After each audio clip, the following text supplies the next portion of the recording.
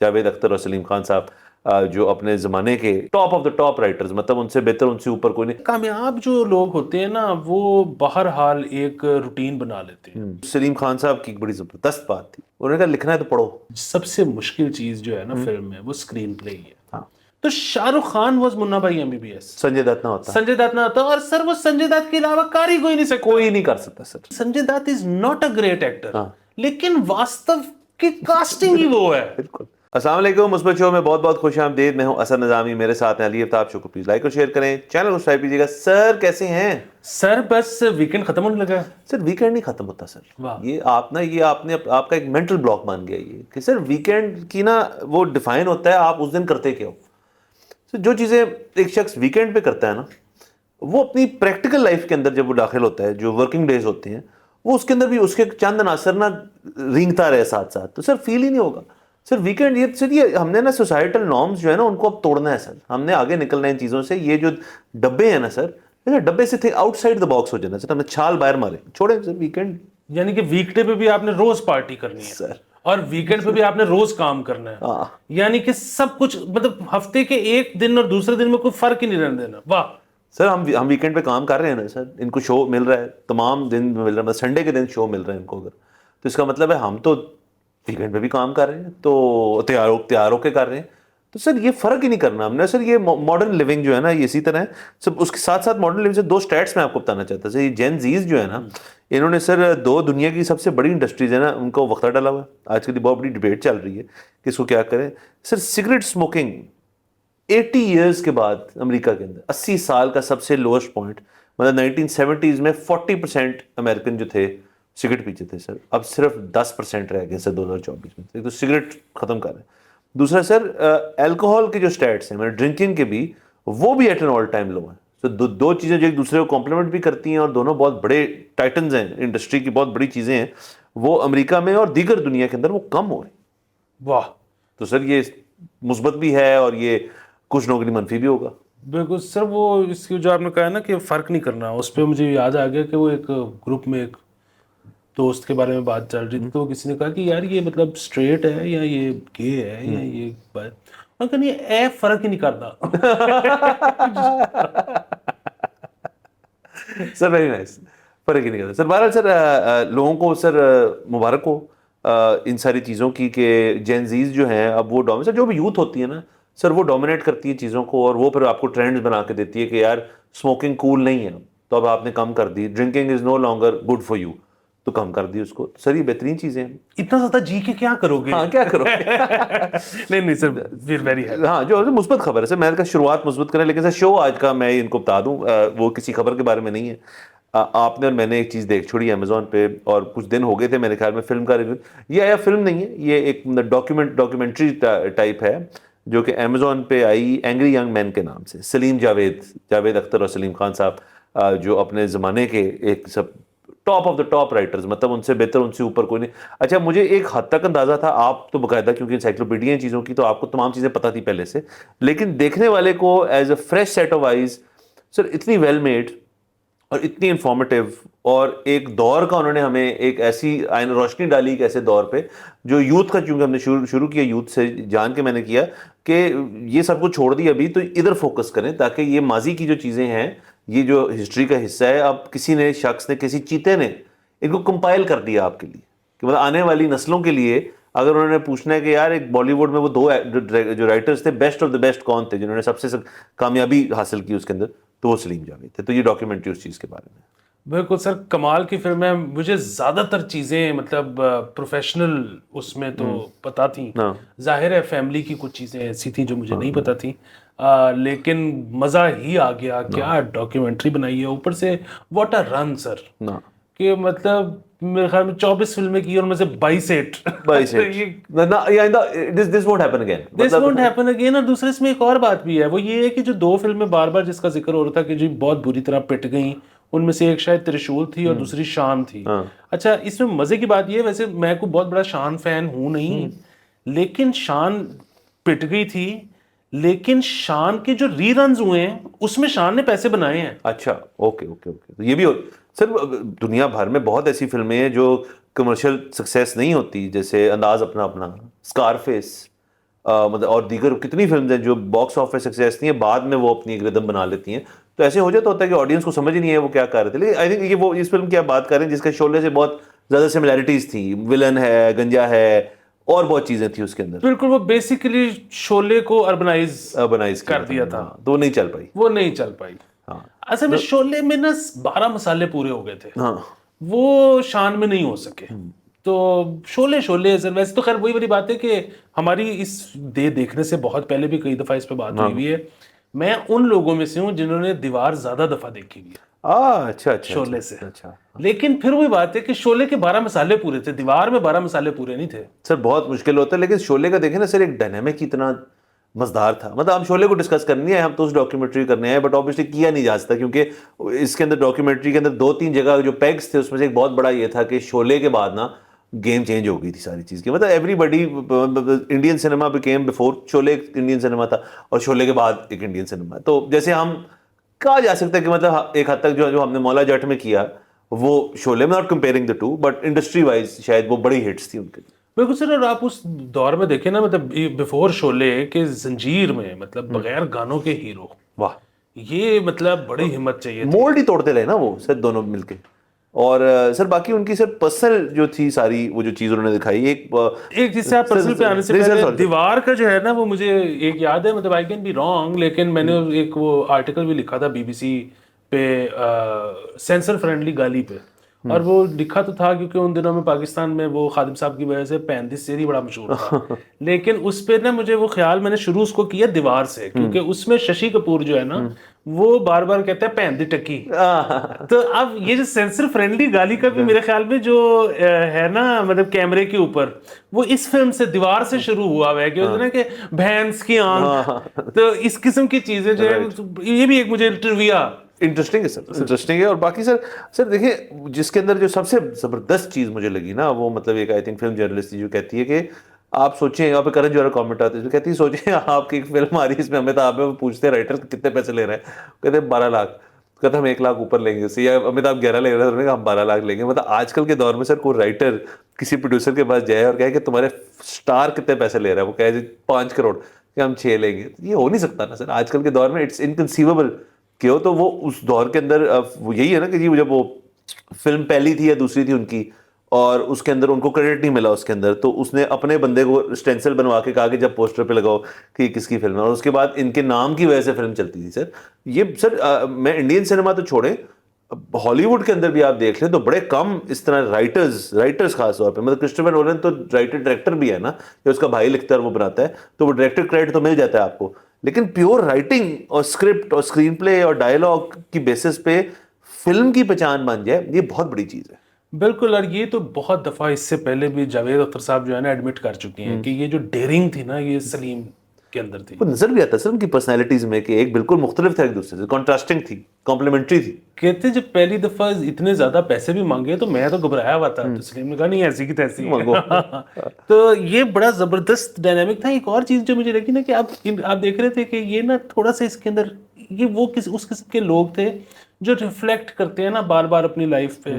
तो वो कह रहे थे कि यार कॉकी हम हो गए थे उस दौर में, ठीक है, और सक्सेस ने इतने लोगों को खराब नहीं किया, फेलियर ने इतने लोगों को खराब नहीं किया जितने सक्सेस ने कर दी, इस किस्म की बातें। अच्छा, फिर भी बात है, जिस तरह आप एक्टर की बात कर रहे थे ना कि वो जितने पैसे भी मांग ले, एक्टर भी तो कॉकी होते हैं, एक्टर भी तो ये सारा कुछ करते हैं, वो कभी नहीं कहते कि यार ये नहीं करना चाहिए था। लेकिन ये जो है, मतलब एक पार्टनरशिप ऐसी टूट गई ना कि वैसे तो खैर every good thing must come to an end, और उसको आप रिंगते रहे ना जस्ट फॉर द सेक के कर रहे थे जो हम बातें करते हैं, मतलब तमाम हर किस्म की भी कोर्टशिप हो या रिलेशनशिप हो या पार्टनरशिप हो, उसका एक वक्त जब आ जाए ना और वो इतने आप में बहादुरी हो ये कहने एक दूसरे से समझौता करने के लिए यार के, और मेरे सर अपना ख्याल है क्योंकि एंड में मिलते भी हैं ये दोनों ना, मे भी इसमें जिक्र नहीं हुआ इस चीज़ का कि सर कभी कभार आपको ये भी एहसास होता है कि ज़्यादा देर अब हमने एक दूसरे का काम किया ना तो हमारी दोस्ती भी जाएगी फिर, और वो चीज़ जो है ना फिर वो फिर बड़े मुश्किल से वो पुल वापस जुड़ते हैं, कभी कभी जुड़ते भी नहीं।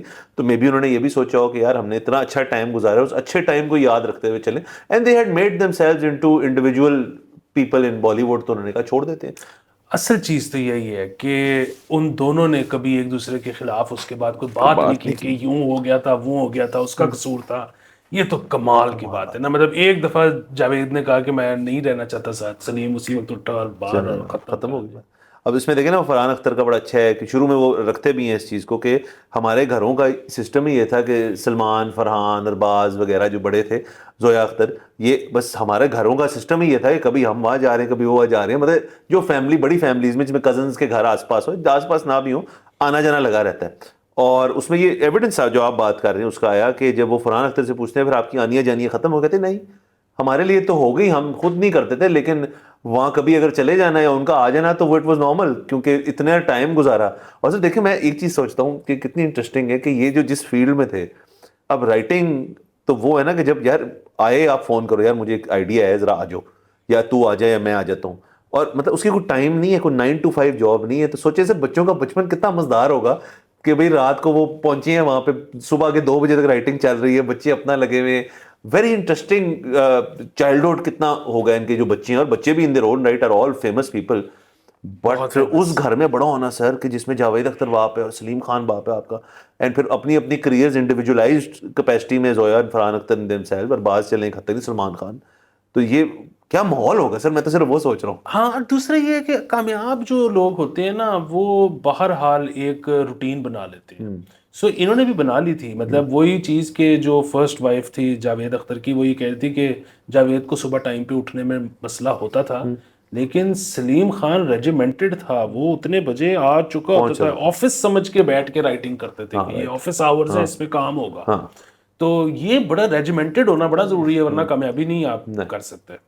अब बाकी काम सर, काम चलता रहे तो आप जितनी देर मर्जी तक कर लो, बट ऑब्वियसली किसी न किसी चीज में एक स्ट्रक्चर तो होना चाहिए ना। जैसे हम भी तो संडे को बैठे हैं सर। बिल्कुल। फिर इसमें एक और जो बहुत खूबसूरत इन्होंने कमाल कर दिया ना, वो ये है कि, और होता बताए क्या है, आप जिंदगी में कोई भी अच्छा जब काम करो ना, आर्ट पीस प्रोड्यूस कर लो, हो जब वो हिट हो जाता है ना, तो उसके ऊपर 12 एकेडमिक पीसेस लिखे जाते हैं।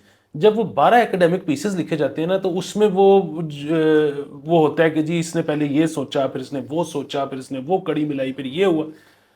और कुछ अरसे बाद वो आप पढ़ पढ़ के ना आप इसी नतीजे पे पहुंचते हो कि हाँ मैंने यही सारा कुछ किया था। लेकिन वो जावेद अख्तर और सलीम खान, उनसे जब पूछा उन्होंने कहा यार हमने कुछ नहीं सोचा था, हमें नहीं पता था कि हम ये क्या कर रहे हैं, हमने बस लिख दिया और हमें नहीं पता कि हमारी जिंदगी के पास्ट के कौन से जो चीजें हैं वो मुहरकात हम पे असरअंदाज हो रही हैं, जिसके नतीजे में हम लिख रहे हैं, और हम 1974 में लिख रहे हैं, और 1975 में जो है इमरजेंसी नाफिज हो रही है, और वहां पे गरीब कैसे सोचता है। हम नहीं सोच रहे थे, हम लिख रहे थे, हम पर लिख रहे थे। वो और बात है कि हमने भूख काटी हुई थी, ये था, लेकिन हम ये भी नहीं सोच रहे थे कि हमने भूख काटी हुई है। हम तो जब भूख काट भी रहे थे तो यही सोच रहे थे कि एक दिन तो हमने बड़े हो ही जाना। तो ये बड़ा खूबसूरत बात थी, वरना आपको ना वो पढ़ पढ़ के अपने ऊपर, अपने बारे में जो लिखा होता है ना, वो आपको पढ़ पढ़ के यकीन आना शुरू होता है कि मैं बहुत ये मैंने ये सारा कुछ सोचा। उस वक्त ऐसे था, लेकिन ऐसे नहीं था। दूसरा सर इतना उसके अंदर सबसे आई थिंक सर जिसमें सारे हर बंदा जो था, 2 सीन जावेद अख्तर साहब के जिसके अंदर आई थिंक जो इंसान जिसको दिल लगा मैं पिघल गया था। एक तो वो जो बताता है भूख और नींद वाला जो डायलॉग होता है, और प्लीज देखिए, मैं आपको स्पॉइल नहीं करना चाहता, वो हर बंदे के लिए एक ओरिजिनल एक्सपीरियंस होना चाहिए, मैं उसको बिल्कुल नहीं दोहराऊंगा। और एंड में सर जो एक शायरी सुनाते हैं, वो फॉरवर्ड जो किताब का, फॉरवर्ड कराप जो अपनी किताब का, मतलब सर वो उन दोनों सीन्स पे, और वो आप यकीन करें कि कोई राइटर पे, एक्टर पे, इंडस्ट्रियलिस्ट पे, वो हर इंसान के ऊपर अप्लाई होती है वो चीज़, अगर आप उसके बारे में सोचें थोड़ा सा। और वो इस खूबसूरती से उसमें वो बोलता, तलफ़ुज़ तो बहुत मज़ेदार है उनका, तो जिस खूबसूरती से उन्होंने उसको बयान किया, बहुत आला। मुझे वो वर्ड मेरे लिए एक बड़ा टची पॉइंट बन गया था सर उसके अंदर। बिल्कुल। और वो मैं बड़ा खुशकिस्मत हूँ कि वो जावेद अख्तर साहब से मैंने एक बड़ा मशहूर उनका किस्सा, जो उन्होंने शायद वैसे कैमरे पर भी सुनाया हुआ है, लेकिन मैंने उनके बिल्कुल सामने बैठ के सुना। और वो ये था कि फैज़ अहमद फैज़ साहब इंडिया गए मुशायरा पढ़ने, तो ये उन दिनों में स्ट्रगल कर रहे थे, तो ये इन्होंने इरादा बनाया कि मैं भी जाऊँगा सुनने। तो जिस दिन वो दिन था मुशायरे वाला, तो इनके पास तो ना ट्रेन के पैसे थे, ना कुछ था, तो पाइया इन्होंने यहाँ अद्धा खरीद लिया हुआ था। तो बहरहाल पीते पीते कहीं पैदल निकल पड़े, फिर उसके बाद कोई बस पे बैठ के बगैर टिकट के फिर वहां से निकाले गए, फिर कोई पैदल चल लिया टाइप, मुश्किल से उस जगह पे पहुंच गए। वो बस पहुंचने वाले थे, मतलब खत्म होने वाला था जब ये पहुंचे हैं, लेकिन बहरहाल ये बैठ के जैसे ही खत्म हुआ, वो उनको लेके फैज साहब को निकले हैं लोग, तो ये बीच में घुसे कि नहीं इधर से लेफ्ट हो जाए, इधर से यूं नहीं करना है, ऐसे वो एकदम से सबको लगा कि कोई इंतजामिया टाइप माहौल है ये। तो करते करते फैज साहब गाड़ी में बैठे, ये साथ आके गाड़ी में बैठ गए और निकल के ये पहुंची है फैज साहब के होटल। फैज साहब ने भी पूछा कि हाँ जी बेटा क्या हाल है, मेरे को ठीक है। उधर पहुंचे हैं होटल में, तो जाहिर है वो पता था कि फैज साहब आए हुए हैं, तो उधर महफिल लग गई। तो क्या मजरूह सुल्तानपुरी, तो क्या और लिरिसिस्ट और शायर और सब उधर आ गए।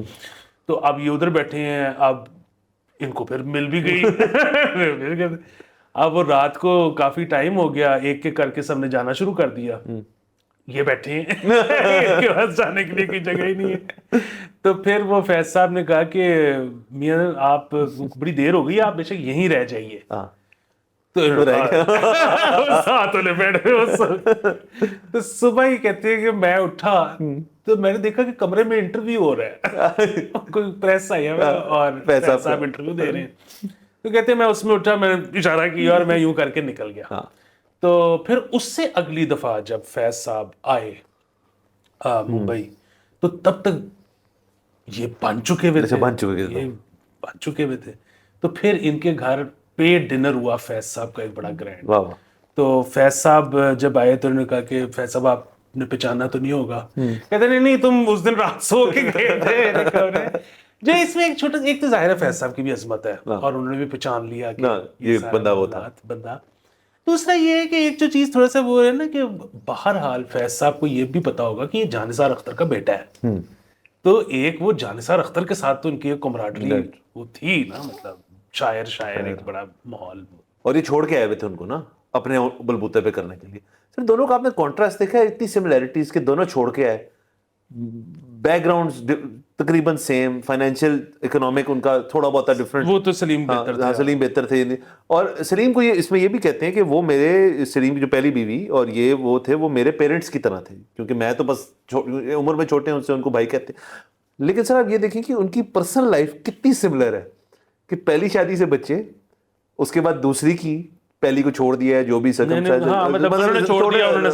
रखा, बट दूसरी जो है मतलब जो है उनको भी बच्चे बुच्चे जो हैं वो उतनी इज्जत देते हैं। ये बिल्कुल उन्होंने साथ साथ दिखाया, किसी वजह से दिखाया ना कि देखो यार वो अपनी अलहदगी में भी कॉन्सेप्ट दोनों के सर बिल्कुल सेम थे कि जिंदगी ऐसे करनी है। It was very interesting to watch that, बहुत मजेदार था, बहुत मजेदार था। और वो मतलब डायनामिक जो उनका फैमिली का है, मतलब वो बड़ा स्ट्रेंज है।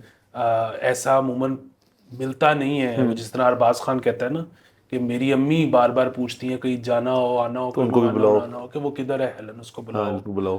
तो और इधर इनको वो शिबाना आजमी जो है वो, उनसे उनके कोई बच्चे नहीं, इनके भी उनसे कोई बच्चे नहीं है, बट वो कहते हैं शिबाना आ जाती हैं और वाइफ, दोनों का आपस में एक, उसको बुलाओ। और तो उनकी जो फॉर्मर वाइफ है जावेद, वो कहती है कि मुझे हमेशा उसी तरह रखते हैं, बुलाते हैं, करते हैं, बोलते हैं। वेरी खूबसूरत बात है ना एक सर। और वही उसके अंदर से जो कॉन्ट्रास्ट कितना मजे का है कि उन्होंने अलहदगी दिखाई इन दोनों की, फिर जाती जिंदगी की अलहदगी दिखाई, लेकिन उस अलहदगी में भी सर एक सिस्टम जो है वो चल रहा है, मतलब थिंग्स गो ऑन, चीजें रुकती नहीं है। आपको मैं वो शो पे हम कितने बार कहते हैं कि इस चीज से डरते हैं ना, जो कि जी ये कर देंगे हम एक दफा तो फिर लोग क्या वो एकदम से सब अपनी जगह में फिट हो जाते हैं। जो मकसद जो होना है वो तो होना है, लाइफ गोज ऑन, जो मर्जी करना, रुकता बंदा सर किसी के लिए नहीं। और ये आई थिंक ये इसके अंदर बहुत एक जबरदस्त ये चीज दिखाई। और एंड में सर कितना बेस्ट है जब वो बैठे हुए खान साहब, सलीम खान, और वो जावेद अख्तर आता है तो उठता है, वो कहता है बैठे, फिर उनका फोटो शूट होता है। फिर एक सर पोस्ट वो भी है जोया अख्तर कह रहा हूँ सॉरी, उसने फराह खान ने एक किया हुआ सिट डाउन जिसमें उनके बच्चे भी हैं और बाकी भी हैं। वो उसकी मैंने झलकियां देखी, मैंने पूरा 20-22 मिनट का है, यूट्यूब पे मौजूद है, वो भी इंटरेस्टिंग है अपने उससे। और से लेकिन देखें आपके मुझे एक चीज लग रही कि ये कितनी चलाकी है अमेजोन की, और ये सलमान खान प्रोडक्शन है। अच्छा, कि एकदम से जिन लोगों को नहीं पता ना इस चीज़ के बारे में, जो कि होंगे यकीनन लोग होंगे जिनको इस दौर का नहीं पता, जो नए सिनेमा में पैदा हुए 90s का या 2000s का देखा है उन्होंने, वो कहेंगे यार एकदम हम चेक तो करें ये सारा था क्या। तो जो फिल्में जो अमूमन on their own without this documentary बहुत देखी जाती होंगी, उनको कितना एक बूस्ट मिला होगा यार कि जरा चेक तो करें। और जो काम 29 फिल्में जो हैं, जो काम नहीं, इसमें बहुत सारी फिल्में होंगी जो मैंने शायद नहीं देखी हुई, आपने शायद सारी देखी हो, बट वो मैं देखना चाहता हूँ। वो लिस्ट मौजूद है मेरे पास, जब वक्त मिलेगा मैं देखूंगा बैठ के। बिल्कुल। और अब वो OTT पे मौजूद हैं। अब मतलब ऐसे ममालिक यूट्यूब पे सारी मौजूद है सर। बिल्कुल, ऐसे ममालिक भी जहाँ पे अगर वो एक्सेसिबल नहीं है तो पायरेटेड कोई नहीं देखेगा। अब वो सही वाली देखेंगे, उसका रेवेन्यू फिर जाएगा उनके पास।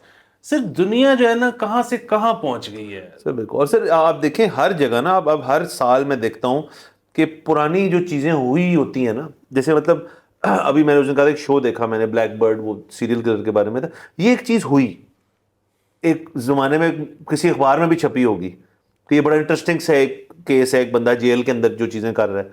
अब उसमें शो बन गए, अब वो डॉक्यूमेंट होगी चीज़। अब जिनको नहीं पता था ना, वो फौरन फ़ोन खोल के ना देख रहे होंगे यार कि असल कहानी क्या थी, चाहे असल में कैसे दिखते थे ये वो। माई पॉइंट इज़ कि बहुत ज़्यादा सिनेमा और बहुत ज़्यादा चीज़ें जो हैं वो documentary style, realistic, inspired by true story वाले बहुत ज़्यादा होना शुरू हो गए शोज़ जो हैं। सर ये तो और बहुत ज़रूरी है, उसकी वजह ये है कि और ख़ास तौर पे चीज़ों की टाइमिंग बड़ी ज़रूरी है। मतलब अल्लाह सबको लंबी ज़िंदगी और तंदुरुस्ती अता फरमाए।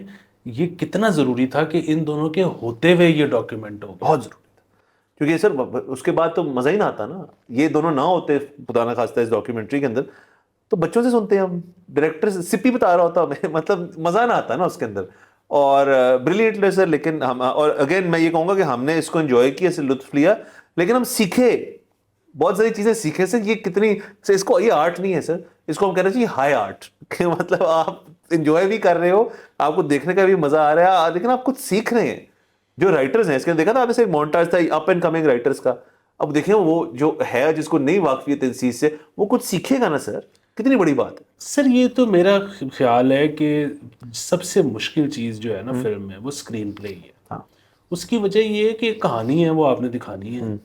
बात ये है कि वो जो कहानी है वो किसी की ज़िंदगी की हाइलाइट्स हैं। अब उसमें से क्या दिखाने वाला है और क्या नहीं दिखाने वाला, मतलब खास तौर पे जो सबसे बड़ा मसला फिल्म के अंदर है वो ड्यूरेशन का है। हाँ। कि मतलब आप 1.5 घंटे से छोटी नहीं कर सकते, 3 घंटे से लंबी नहीं कर सकते अमूमी तौर पे। हाँ। अब इसमें क्या दिखाना है क्या नहीं दिखाना, और जो नहीं दिखाना उसके ना दिखाने से कंटिन्यूटी का मसला तो नहीं हो रहा। ये तो समझ नहीं आ रही कि फिर ये इस पॉइंट से इस पॉइंट तक पहुंचा कैसे। अब ये मतलब फिर मेरा तो ये ख्याल है कि अगर स्क्रीन प्ले लिखा जाए ना तो फिर फिल्म बनाना कोई मसला नहीं। हाँ सर, और जो लोग कहते हैं ना ऐसे स्क्रीन प्ले जो होता है that is the beating heart of the film, नहीं, मेरा नहीं ख्याल सर। मेरे ख्याल में वो दिमाग है, वो असल में दैट इज वेयर जो जहाँ लॉजिकली एक मूवमेंट होनी है, एक लीनियर किस्म की आपकी स्टोरी लाइन चलनी है, वो लिखने के लिए, ज़ेन बनाने के लिए एक फिल्म का आपके पास भी ज़ेन होना चाहिए और आपके पास वो काबिलियत होनी चाहिए। दिल तो सर आ जाता है, गानों से आ गया, एक्टिंग से आ गया, डायलॉग की डिलीवरी से आ गया, सेट से आ गया, कलर्स के हैं, वार्डरोब से आ गया, लेकिन जो पीछे बैकबोन है सारी, मतलब स्पाइनल सिस्टम, नर्वस सिस्टम आपका, रादर मैं कहना चाहूँ, वो स्क्रीन प्ले आपका। अच्छी कहानी नहीं होगी तो कुछ नहीं कर पाएंगे आप।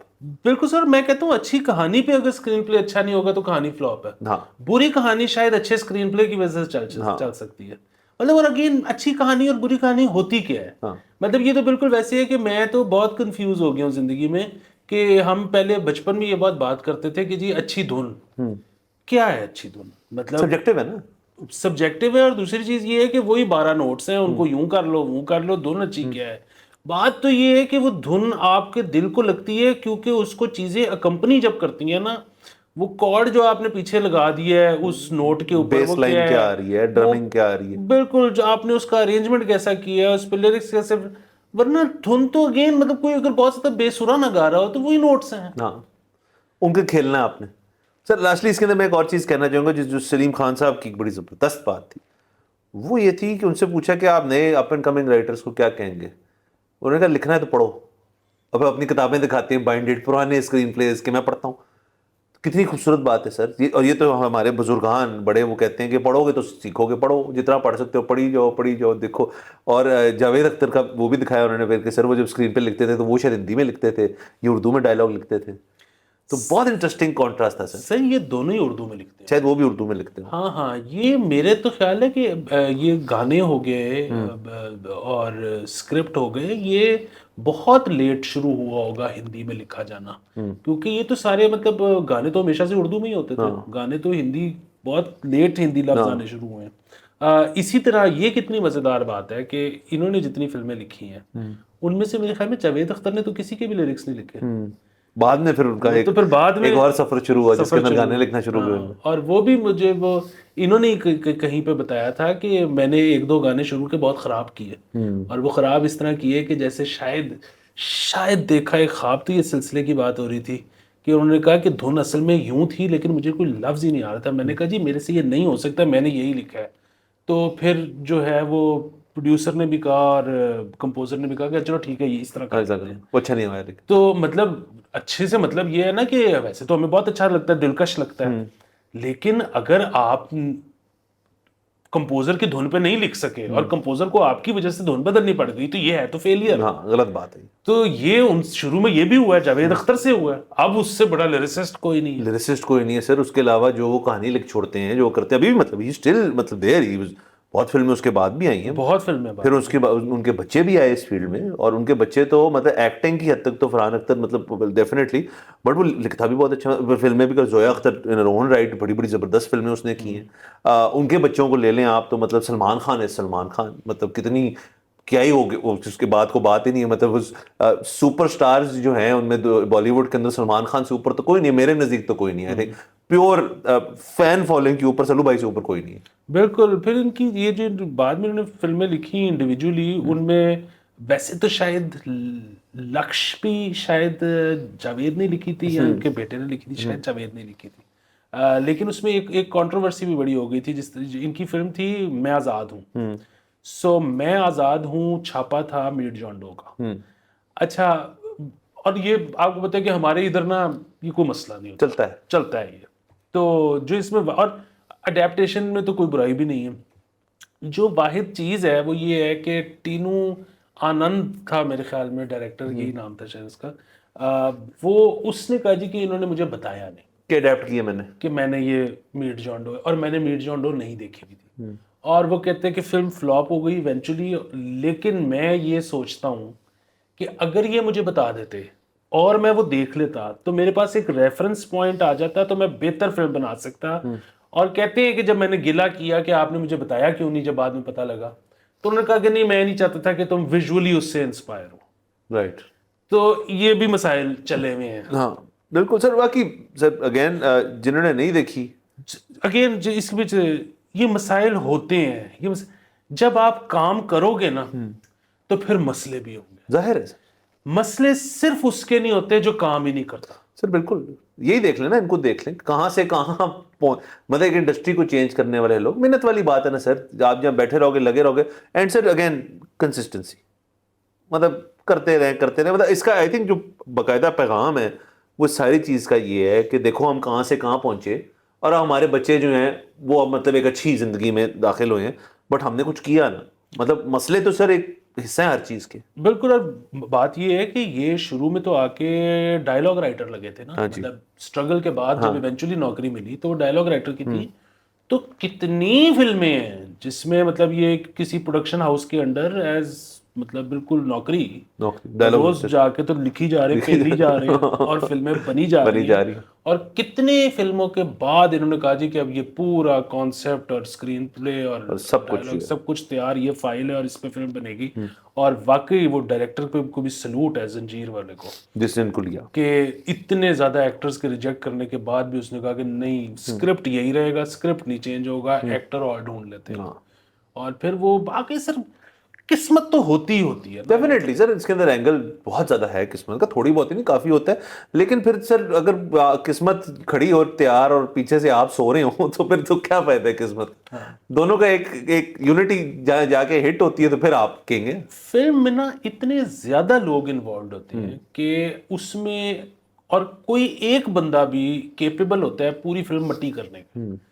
तो मतलब वो लाइट वाला भी हो सकता है, वो लाइट वाला भी हो सकता है, वो एक्टर भी हो सकता है, वो कोरियोग्राफर भी हो सकता है, वो सिनेमाटोग्राफर, कुछ भी हो सकता है, कोई एक बंदा। सो ये किस्मत है कि फिल्म अच्छी बन जाए, आपकी जितनी मर्जी अच्छी तैयारी है। मतलब वही बात है कि शोले शोले शोले हम करी जाते हैं। शोले में first choice was Shatrughan Sinha instead of Amitabh Bachchan. जमीन आसमान का बहुत फर्क हो जाता सर, बहुत ही फर्क हो जाता, मजा ही ना आता सर। शत्रुघ्न सिन्हा अपनी own right is great, but Amitabh के ये भी हो जाता है ना कि कुछ चीजें बहुत ग्रेट बन जाए ना, उसमें किसी को यार अगर वो करता ना तो वो चुपेड़ मार देते नहीं यार, ये था ही, it was written for him. But again ये किस्मत का रोल है सर सारा, कि आपको सही बंदा बिठा दिया आपने उसके ऊपर। तो बस जिन्होंने नहीं देखी वो देखिए ना कि मुन्ना भाई में शाहरुख खान था, मुन्ना भाई, और शाहरुख खान को अगर तबीयत खराब ना होती और इलाज कराने इंग्लैंड ना जाना पड़ता तो शाहरुख खान वाज मुन्ना भाई एमबीबीएस, संजय दत्त ना होता, संजय दत्त ना होता, और सर वो संजय दत्त के अलावा कर ही कोई नहीं सकता। कोई नहीं कर सकता सर। संजय दत्त मेरे तो ख्याल में सर वास्तव भी कोई नहीं कर सकता था, वो भी संजय सवाल ही दत्त, नहीं सवाल पैदा ही होता। कौन कर सकता है। Again Sanjay Dutt is not a great actor, हाँ। लेकिन वास्तव की कास्टिंग ही वो है। बिल्कुल। बस कुछ चीजें पर एक जेन में ना आप एक प्रोफाइल कर लेते हैं कि यार वो है ना, अवेलेबल है, उसके लिए लिखे। लेकिन मुन्ना भाई आई थिंक उसने नहीं लिखी थी संजय दत्त के लिए सेंचुरी, वो तो शाहरुख खान के लिए। संजू में ही वो दिखाता है कि इतनी स्क्रिप्टें हैं, तो उसका बाप फिर कहता है, परेश रावल जो प्ले कर रहा होता है कि ये मैं इसमें तुम्हारा बाप प्ले कर रहा हूँ, तो चलो पहुंचो सेट पे। और मुन्ना भाई became an instant cult classic, cult तो नहीं मतलब क्लासिक फिल्म है, अब जबरदस्त है कॉमेडी के अंदर। और हिरानी की थी ना ऑब्वियसली, और हिरानी का काम उसके बाद देखें, बिल्डिंग ऑन मुन्ना भाई, उसने क्या क्या नहीं बनाया, बेहतरीन। तो सर बहरहाल इसको सब देखें, सब। ये मतलब इसको तो 5 आउट ऑफ 5 दे रहे हैं हम यहाँ पे, सब क्योंकि ये असल में ये है ही नहीं, ये सबक समझिए, एजुकेशन है ये मेरे ख्याल में, और आप एंजॉय भी करेंगे सर। जो एजुकेशनल चीज़ आपको पसंद भी आना शुरू हो जाए, उससे ऊपर कुछ चीज़ नहीं। वाह। बहरहाल इजाज़त लेते हैं सर, नेक्स्ट एपिसोड में फिर मुलाकात होगी। खुदा हाफिज़।